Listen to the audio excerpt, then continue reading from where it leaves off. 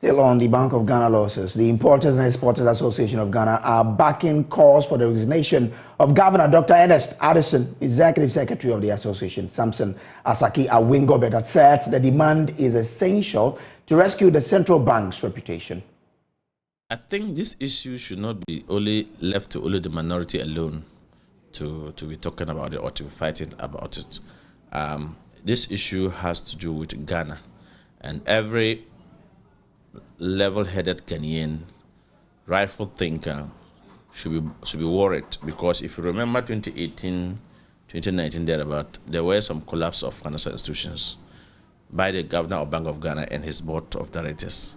What was it? The reason was that these banks had mismanaged, and these banks were insolvency, and because of that, the governor of Bank of Ghana overnight closed them down. Today, we are seeing the same regulator who is saying that he's writing off certain debts about 48 billion. We are seeing the same governor or the same Bank of Ghana who is saying that they have made losses over 60 billion. And so you think that if the other MD of a commercial bank could not stay at post, and their staff could not stay at post, you can be at post when you have also caused that same issues. What were the reasons? The reason was that if they did not take that decision to collapse those commercial banks at that time, our city was not going to be strong, resilient, and the economy was not going to be very resilient. Is that not it? And so today, it is now hit at your doorsteps. What decision? If I were to, in principle, the governor did not need the NDC as a political party to call for his head or for him to resign. Honestly, if I were to be the governor of Bank of Ghana, I, Samson Asaki, would have resigned. He also recommended a stronger collaboration between the Finance Ministry and the Bank of Ghana towards addressing the country's economic woes. Going forward, I strongly believe that the Bank of Ghana and the Finance Ministry should be talking to each other. I think today, I don't know if you are very much aware that today, as we speak, the inflation rate has gone up, and food inflation rate is leading. And I said it in the 2023 mid-year budget review. We were expecting the finance minister to abolish the COVID levy. We were expecting the finance minister to abolish the 2% import levy. Then we were expecting the finance minister to at least give her the 30% back on the restoration of the 30% on the Benjamin values.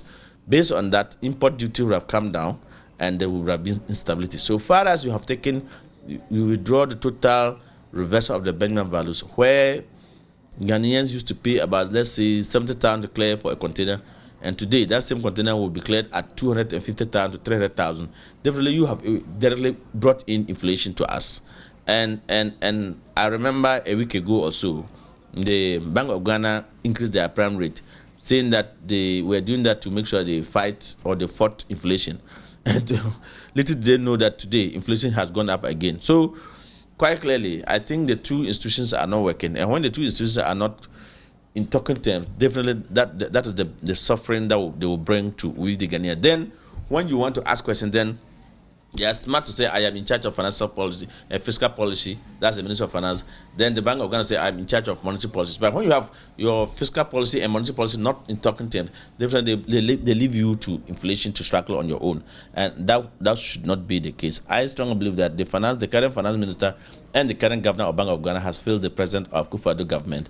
And they have exposed the government to the extent that I thought it was only the domestic exchange program was affecting only commercial banks. I did not know that it also affected our Bank of Ghana to the extent that if today we are to do assuming what happened at Niger occurred to us. I'm not saying it should happen, but today if Niger is in crisis with the sanctions that ECOWAS and others are issuing on them, then it means that they cannot even feed themselves. We cannot even feed ourselves for only 3 weeks.